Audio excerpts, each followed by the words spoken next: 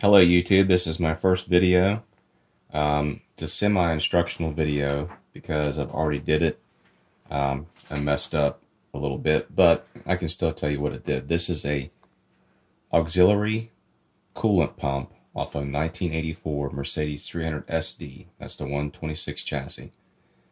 It's disassembled. This hangs back by your firewall. And you have your mono valve and your coolant pump set here, and this pumps your coolant through your heater core and circulates it.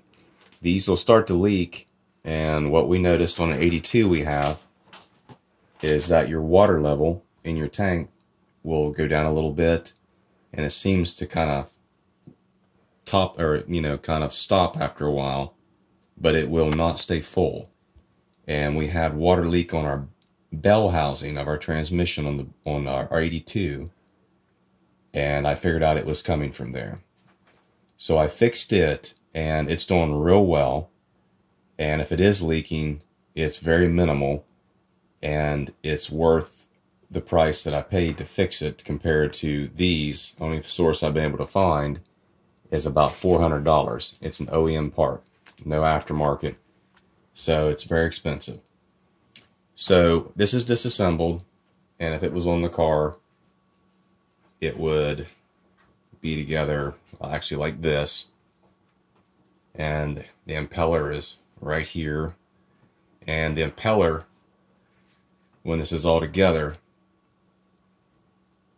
will be down in here on the shaft. Let me just put it together for you real quick here.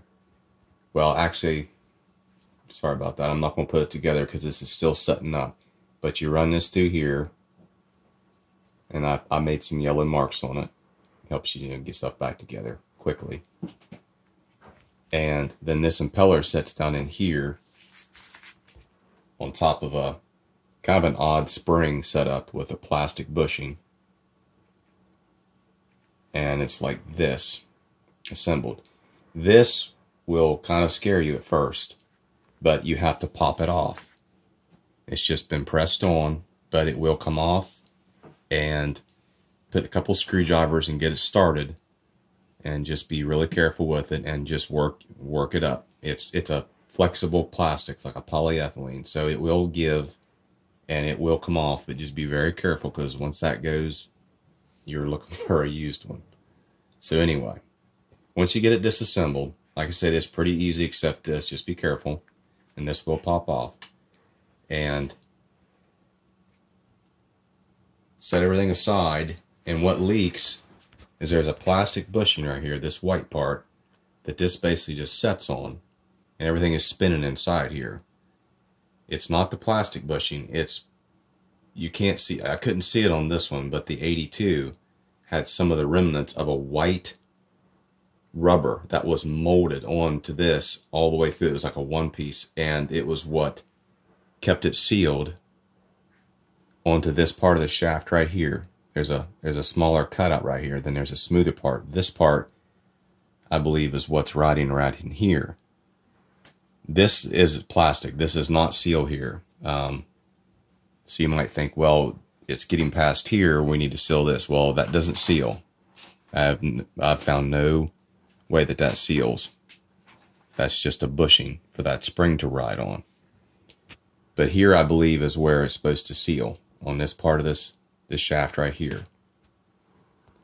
And what I have done is I bought a number 36 Danko faucet O-ring. This was at my local Ace Hardware, and it's a number 36 in their large bin of O-rings. I don't know if that'll correspond with any other Ace, but it's a Danko brand number 36 O-ring. And this is a 10-pack. I'm going to order a 10-pack of them, 35750. That's a 10-pack, or it's actually 2 5-packs. He's getting me, the store guy. But this is the number. So this may help you too. Or what you have to do is what I did, if that doesn't help you, but I'm pretty sure that will. Number 36 Danko, 10-pack number 35750. number 36 O-ring. Is just get an O-ring that fills up this cavity and has the right shaft or diameter for the shaft in here. This goes on a little bit snug here, but not bad at all. And then it's still pretty tight right in here. But this spins. This shaft will be spinning in here, so it can't be so tight. So that's the O-ring that worked really well. And what I did was I put some oil. I'd put some light 20 weight oil. If you had to, a little bit of thin motor oil, some 20 weight or some 3-in-1 oil is fine. And that way it'll go into it easy. And hopefully your coolant should keep, what gets down in there should keep this O-ring set lubricated. So, I mean, there may be even slight leakage out of here over time, but it's minimal. But if you don't want to do that, I guess you can pay the $400 and some to buy a new one. This one is actually setting up. That's why I didn't want to put it back together. I put a little bit of the, oh, I almost forgot a really important part. You can try whatever you want, but I had some ultra copper, sensor safe, high temp RTV silicone gasket maker by Permatex. And this stuff, I've used it on another project I had on a conversion to take off your air filter and convert over to a, I just use exhaust pipe to a cone filter on my turbo.